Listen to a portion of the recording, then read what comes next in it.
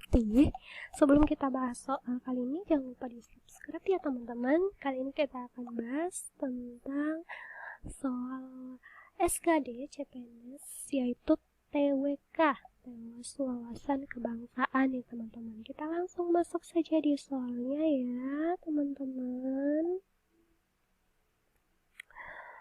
Oke. Terjadinya krisis moneter di Indonesia mengakibatkan mata uang rupiah melemah.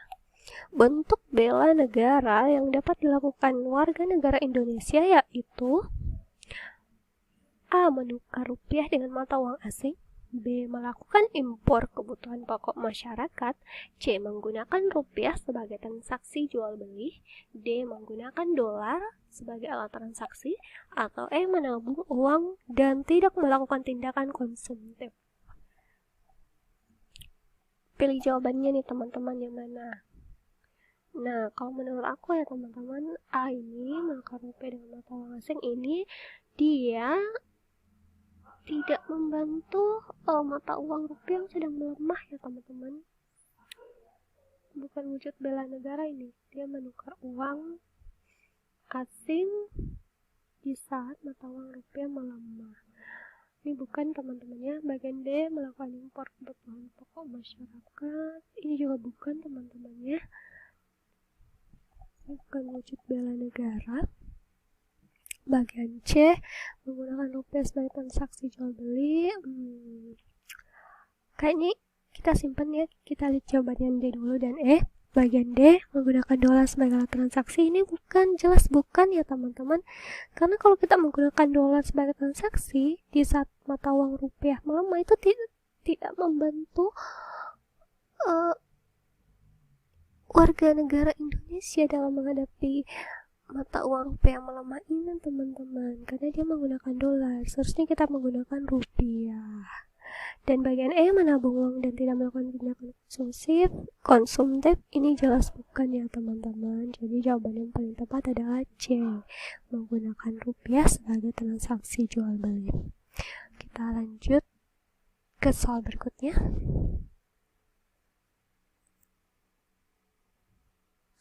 Perilaku penusukan Menteri Koordinator Bidang Politik, Hukum dan Keamanan atau Menko Polhukam Wiranto SA memiliki harapan ditangkap polisi setelah merasa stres dan takut karena perekrutnya AZ, pemimpin Jamaah Ansharud Daulah atau JAD, ditangkap polisi.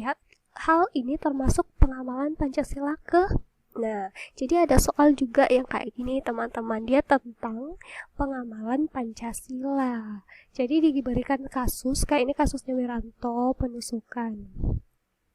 Kira-kira ini masuk ke pengamalan sila berapa nih teman-teman? A1, B2, C3, D4, atau E5? Mana nih? Ini kan tentang apa ya? Kalau menurut aku ini dia masuk ke A teman-temannya, pengamalan sila yang pertama. Kenapa? Karena ini bertentangan dengan sila yang pertama, yaitu ketuhanan yang Maha Esa. Dia masuk apa ya?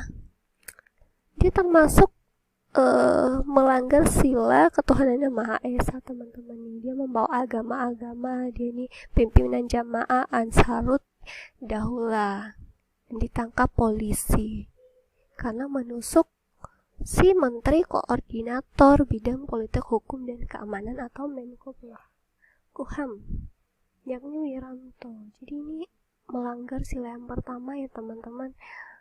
Oke, kita lanjut yang ke selanjutnya. Dalam buku Mengenang Bung Hatta, semasa Bung Hatta wakil presiden, sering pada akhir bulan ada sisa anggaran rutin biaya rumah tangga wakil presiden dan sisa uang itu dikembalikan ke kas negara.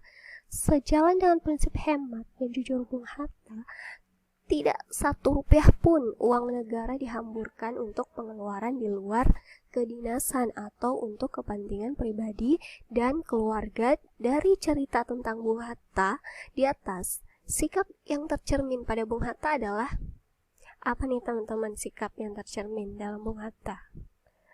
Jadi dalam bukunya, jadi ada buku yang menuliskan tentang Bung Hatta teman-teman. Dan sikapnya Bung Hatta ini tercermin apa nih? A. Menghargai uang negara.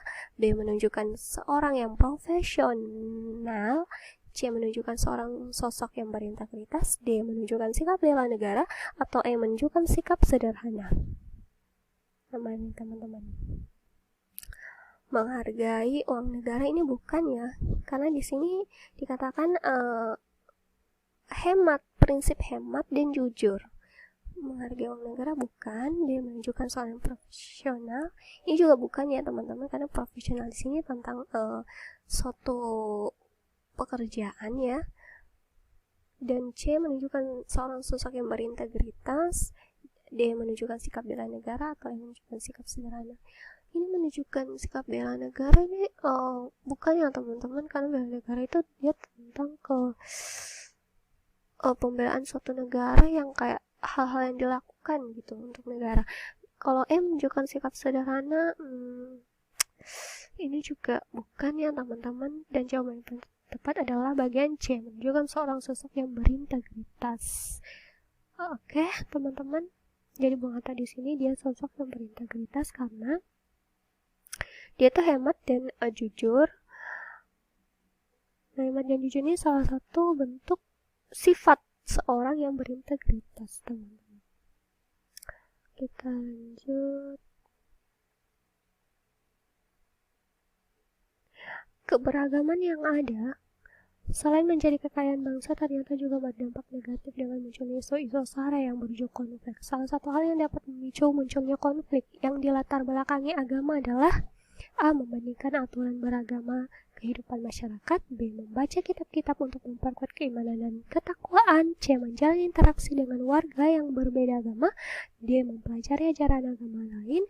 E. Memutuskan untuk tidak beragama. Jawabannya mana nih teman-teman? Kalau aku jawabannya adalah A, teman-teman ya. Kenapa? Karena dengan membandingkan aturan beragama di kehidupan masyarakat itu dapat memunculkan konflik, teman-teman. Kalau B ini membaca kitab kayaknya nggak memunculkan konflik ya. Kalau C juga, D dan E kayaknya untuk tidak beragama ini tidak memunculkan konflik juga, teman-teman. D juga enggak dan C juga enggak. Jadi jawaban paling tepat adalah A, teman-teman ya. Kita lanjut. Ini nih teman-teman, Ketua Kongres Pemuda 2 adalah, jadi biasanya ada muncul nih kayak gini, jadi kayak nama-nama tokoh siapa, jadi teman-teman harus hafal ya, atau ingat-ingatlah nama-nama tokoh-tokoh. Ketua Kongres Pemuda 2 ini siapa nih teman-teman? A. Muhammad Tabrani. B. Sugondo Joyo Puspito. C. Cokomar Said. D. Muhammad Yamin. E. Amir Syarifuddin.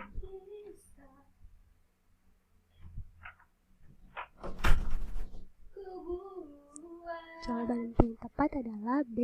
Sugondo Joyo Puspito, teman-teman. Jadi bisa dicari di Google ya. Oke, sampai di sini dulu ya teman-teman. Membahas soal kali ini. Jangan lupa di like, share, and subscribe ya teman-teman. Sampai jumpa di pembahasan soal berikutnya ya. Bye-bye.